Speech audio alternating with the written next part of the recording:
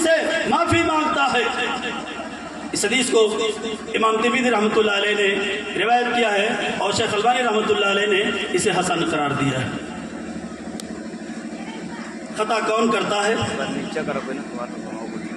اور توبہ کب کرتا ہے اور کیوں کرتا ہے، یہ سوال اٹھتا ہے۔ ظاہر بات ہے کہ خطا کا امکان اہل ایمان سے ہے اور اہل ایمان سے غلطی ہوتی ہے، اور توبہ بھی مومن بندہ ہی کرتا ہے، لیکن وہ مومن بندہ جب گناہ کو وہ بوجھ محسوس کرتا ہے کہ مجھ سے کوئی غلطی ہوئی ہے، یہ احساس پیدا ہوتا ہے، تو پھر وہ اللہ رب العالمین سے توبہ کرتا ہے۔ ایک مومن ایک فاجر آدمی سے جب غلطی سرزد ہوتی ہے تو ان دونوں کا احساس کیا ہوتا ہے، وہ دونوں گناہ کے بوجھ کو کس قدر احساس کرتے ہیں۔ آپ حضرت عبداللہ بن مسعود رضی اللہ تعالی عنہ کی روایت کی روشنی میں اندازہ لگا سکتے ہیں۔ حضرت عبداللہ بن مسعود رضی اللہ تعالی عنہ بیان فرماتے ہیں، ان المؤمن یری ذنوبه کانه قاعد تحت جبل یخاف ان یقع علیہ، کہ مومن جب کوئی غلطی کرتا ہے، کوئی گناہ اس سے سرزد ہوتا ہے، اس کا احساس ہوتا ہے گویا کہ میں ایک پہاڑ کے نیچے بیٹھا ہوا ہوں، وہ یخاف ان یقع علیہ، اور اسے اس بات کا اندیشہ ہے، اسے اس بات کا ڈر ہے کہیں یہ پہاڑ میرے اوپر نہ گر جائے اور میں نیست و نابود ہو جاؤں، میرا نام سب کے ہستی سے مٹ جائے۔ احساس ایک مومن بندے کا۔ وَإِنَّ الْفَاجِرَ يَرَى ذُنُوبَهُ كَذُبَابٍ، اور ایک فاجر آدمی، ایک فاسق آدمی، ایک بے ایمان آدمی جب گناہ کرتا ہے، جب غلطیاں کرتا ہے، تو اس کا احساس کذباب، ایک کوئی مکھی کی طرح، کوئی مکھی اڑ کر کے آئی اس کے ناک پر بیٹھ گئی اور پھر اڑ گئی، یہ احساس ہوتا ہے۔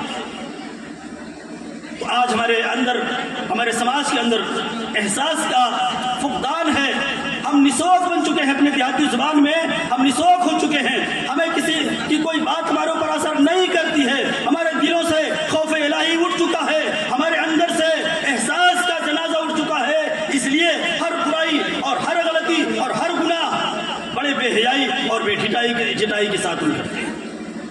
میرے بھائیوں، مجھے کہنے دیا جائے کہ کون سا ایسا گناہ اس روئے زمین پر ہے جس گناہ کو ہم نے اپنے گلے سے نہیں لگایا ہے۔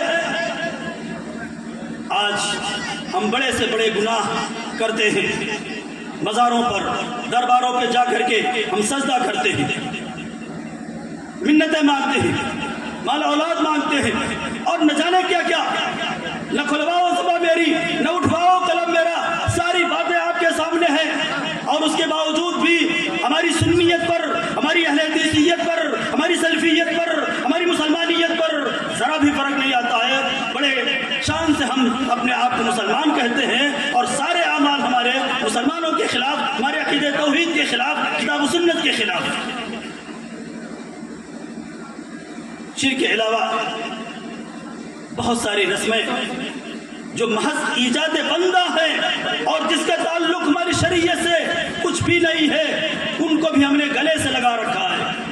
یہ مہینہ ماہ شعبان کا، اس مہینے کے اندر نہ جانے ہم، میں تفصیل میں نہیں جانا چاہتا کہ دین کے نام پر نہ جانے ہم نے کتنی ایسی چیزیں پیدا کر رکھی ہیں جس کا دین سے ذرا بھی کوئی تعلق نہیں، اور ہمارے نبی اکرم جناب محمد الرسول اللہ صلی اللہ علیہ وسلم نے اس سے منع فرمایا ہے، لیکن ہم بڑے دھڑلے کے ساتھ اور بے باکی کے ساتھ وہ سارے کام انجام دیتے ہیں۔ اور اگر کوئی مصلح، کوئی اللہ کا بندہ اصلاح کی غرض سے باتیں کرتا ہے، ٹوکتا ہے، تو یہ بھی تو نیکی کا کام ہے، یہ کوئی گناہ کا کام ہے؟ اس طرح سے کہہ کر کے باتیں ٹال دی جاتی ہیں۔ میرے بھائیوں، شرک و بدعات کے علاوہ بھی بہت سارے ایسے جرائم اس روئے زمین پر کیے جا رہے ہیں، اور کرنے والا کوئی دوسرا نہیں، کرنے والے ہم ہی مسلمان ہیں۔ الحمدللہ ہم کتاب و سنت کے داعی اور سلف صالحین کے مسلک و منہج کے مناد ہیں، ہمارے لیکن فرائض کی ادائیگی میں ہم حد درجے کوتا، 5 وقتہ نمازوں کی ادائیگی میں غفلت اور تکاسلی سستی بے انتہا ہے۔ وہ فیصلہ آپ کے سر ہے۔ وہ نماز، جس نماز کے بارے میں ہمارے نبی اکرم جناب محمد رسول اللہ صلی اللہ علیہ وسلم نے آخری وصیت اور نصیحت، الصلاۃ والصلاۃ وما ملکت ایمانکم، میرے صحابہ نماز کا اہتمام کرنا اور اپنے خادموں، نوکروں، چاکروں کے ساتھ اچھا سلوک کرنا۔ حجۃ الوداع کے موقع پر آپ نے جو خطبہ دیا تھا، اتقوا اللہ ربکم وصلوا خمسکم، اپنے رب سے ڈرو، نمازوں کا اہتمام کرو۔ میرے بھائیوں، عہد رسالت کا آپ مطالعہ کریں گے تو عہد رسالت میں اللہ کے نبی صلی اللہ علیہ وسلم کے زمانے میں جب کسی مسلمان سے کوئی غلطی سرزد ہوتی تھی تو اس وقت تک وہ چین سے نہیں بیٹھتا تھا اور اس کو نیند نہیں آتی تھی جب تک کہ وہ خود کو اللہ کے نبی جناب محمد رسول اللہ صلی اللہ علیہ وسلم کی خدمت میں پیش نہ کرتا اور اپنی کیے ہوئے جرم کی سزا نہ برداشت کرتا۔ حضرت عمران بن حسین رضی اللہ تعالیٰ عنہ بیان فرماتے ہیں، قبیلہ جہینہ کی ایک عورت اللہ کے نبی جناب محمد رسول اللہ صلی اللہ علیہ وسلم کی خدمت میں حاضر ہوئی اور اس نے کہا کہ اللہ کے رسول، میرے اوپر حد جاری کیجئے، میں زنا سے حاملہ ہو گئی ہوں۔ اللہ کے نبی جناب محمد رسول اللہ صلی اللہ علیہ وسلم رحمت للعالمین نے اپنا عملی نمونہ پیش کیا۔ ہمارے نبی رحمت للعالمین تھے اور آپ نے اپنی رحمت کی مثال پیش کی۔ اللہ کے نبی جناب محمد رسول اللہ صلی اللہ علیہ وسلم نے اس عورت کے گارجین اور گھر والوں کو بلایا اور کہا، احسن الیہا فاذا وضعت فاتنی بہا۔ آپ نے کیا کہا؟ آپ نے اس کے سرپرستوں سے کہا کہ اس کے اوپر ظلم نہ کرنا، اس کو زد و کوب نہ کرنا، اس کے ساتھ اچھا سلوک کرنا، اس کے ساتھ اچھا برتاؤ کرنا۔ فَإِذَا وَضَعَتْ، اور یہ جب اپنے بچے کو جنم دے دے، پیدا کر دے، فَأْتِنِي بِهَا، تو میرے پاس لے آنا۔ نبی کے حکم کی تعمیل کی گئی۔ جب اس نے بچہ اپنا جن دیا تو اللہ کے نبی جناب محمد رسول اللہ صلی اللہ علیہ وسلم کی خدمت میں لائی گئی اور ہمارے نبی اکرم جناب محمد رسول اللہ صلی اللہ علیہ وسلم نے اسے رجم کرنے کا حکم دیا، پتھروں سے مار مار کر ہلاک کرنے کا حکم دیا گیا اور اسے رجم کر دیا گیا۔ اور رجم کرنے کے بعد میں ہمارے نبی اکرم جناب محمد رسول اللہ صلی اللہ علیہ وسلم نے اس کی نماز جنازہ پڑھائی۔ صحابہ کرام کو بڑا تعجب ہوا اور حضرت عمر بن خطاب رضی اللہ تعالیٰ عنہ نے کہا بھی کہ آپ نے ایسی عورت کی نماز جنازہ پڑھائی جو ایسی تھی ویسی تھی، بدکار تھی۔ اللہ کے نبی جناب محمد رسول اللہ صلی اللہ علیہ وسلم نے کہا، عمر لقد تابت توبتاً، اس عورت نے اتنے خلوص دل سے توبہ کی ہے کہ لو وسعت بین 70 من اہل المدینہ لوسعتہم، کہ اگر اس کی توبہ کو مدینہ کے 70 لوگوں پہ تقسیم کر دیا جائے تو کافی ہے۔ اسی طرح سے ایک دوسرا واقعہ حضرت بریدہ بن حصیب بیان فرماتے ہیں، ایک دوسرے مشہور صحابی معیذ بن مالک اسلمی رضی اللہ تعالی عنہ کا بیان کرتے ہیں کہ وہ اللہ کے نبی جناب محمد رسول اللہ صلی اللہ علیہ وسلم کی خدمت میں حاضر ہوئے اور کہا تھا، ہرنی یا رسول اللہ، اللہ کے رسول مجھے پاک کیجئے، میرے اوپر حد جاری کیجئے۔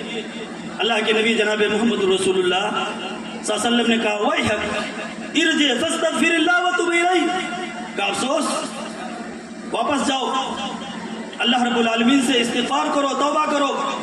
تھوڑی دیر وہ کچھ دور گئے، پھر واپس آئے اور پھر کہا طہرنی یا رسول اللہ۔ اس طرح سے حضرت معیذ بن مالک 3 بار واپس آئے گئے اور بار بار نبی سے درخواست کرتے رہے اور اپنے جرم کا اعتراف کرتے ہوئے کہا میرے اوپر حد جاری کیجئے۔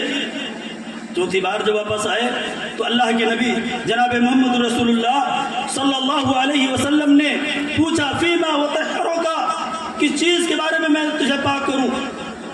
تو انہوں نے کہا من الزنا، مجھے زنا سے پاک کیجئے، میں نے اللہ کے حد کو پامال کر دیا ہے، مجھ سے زنا کا ارتکاب ہو چکا ہے، میں زنا کر چکا ہوں، اس لیے میرے اوپر حد جاری کی جائے۔ اللہ کے نبی جناب محمد رسول اللہ صلی اللہ علیہ وسلم نے فوراً فیصلہ نہیں لیا۔ آپ نے صحابہ کرام کو کہا ذرا مائز کو دیکھو کیسی کیسی بہکی باتیں کر رہا ہے، کیا دماغی توازن تو ٹھیک تو ہے اس کا، کہیں پاگل تو نہیں ہو گیا ہے؟ صحابہ کرام نے تصدیق کی، کہا اللہ کے نبی دماغ تو ٹھیک ہے، ان کا دماغی توازن برقرار ہے۔ پھر آپ نے کہا ذرا دیکھو نشے کی حالت میں تو نہیں ہے، شراب تو نہیں پی رکھا ہے؟ صحابہ کرام میں سے ایک اٹھے اور منہ سونگا اور کہا کہ شراب بھی نہیں پی ہے۔ انہوں نے اپنے جرم کا اعتراف اور اقرار کیا۔ اللہ کے نبی جناب محمد رسول اللہ صلی اللہ علیہ وسلم نے انہیں بھی رجم کرنے کا حکم دیا۔ تو صحابہ کرام رضوان اللہ علیہم اجمعین سے جب کوئی غلطی سرزد ہوتی تھی تو اپنی غلطیوں کا انہیں احساس ہوتا تھا، احساس کرتے تھے، نبی اکرم جناب محمد رسول اللہ صلی اللہ علیہ وسلم سے حد جاری کرنے کی گزارش بھی کرتے تھے۔ توبہ و استغفار یہ انبیائی وظیفہ ہے، انبیائی مشن ہے، انبیاء کرام کا شیوا اور طریقہ ہے۔ لیکن افسوس آج ہمیں اللہ رب العالمین کے سامنے کھڑے ہو کر کے توبہ و استغفار کرنے میں شرم آتی ہے، ہم شرم محسوس کرتے ہیں۔ آپ انبیاء کرام کی زندگی کا مطالعہ کیجئے۔ حضرت آدم علیہ السلام اور ان کی زوجہ کو اللہ تعالیٰ نے اس درخت کے پاس جانے سے روک رکھا تھا، لیکن شیطان کے بہکاوے میں آنے کی وجہ سے وہ کام وہ کر بیٹھے جن سے اسے منع کیا گیا تھا۔ لیکن جب حضرت آدم علیہ السلام کو اپنی غلطی کا احساس ہوا تو فوراً اللہ رب العالمین سے توبہ کی، اور قرآن کے اندر ان کی توبہ اور ان کی دعا مذکور ہے۔ آپ نے فرمایا ربنا ظلمنا انفسنا وان لم تغفر لنا وترحمنا لنكونن من الخاسرین۔ اے ہمارے رب، اے ہمارے پالنہار، ہم نے اپنے آپ پر ظلم کیا ہے، اور اگر آپ نے مجھے معاف نہ کیا، میری حالت پر آپ نے رحم نہ آیا، آپ نے مجھے معاف نہ کیا، تو ہم خسارہ پانے والے لوگوں میں سے ہو جائیں گے۔ اسی طرح سے حضرت نوح علیہ السلام نے بھی اللہ رب العالمین سے دعا مانگی جب انہوں نے اپنے بیٹے کے بارے میں سفارش کی۔ حضرت موسیٰ علیہ السلام نے جب قبطی کو مار کر کے ہلاک کر دیا تو اس وقت بھی انہوں نے اللہ رب العالمین سے توبہ کی۔ حضرت یونس علیہ السلام نے مچھلی کے پیٹ میں دعا کی لا الہ الا انت سبحانک انی کنت من الظالمین، لا الہ الا انت، کہ اللہ تیرے سوا کوئی معبود برحق نہیں ہے۔ لا الہ الا اللہ کا ترجمہ اور معنی کہ لا معبود بحق الا اللہ، اللہ کے سوا کوئی بھی سچا اور معبود برحق نہیں، اور تیری ذات ہر عیب سے مبرہ منزہ اور پاک ہے، اور میں ہی ظالموں میں سے ہوں۔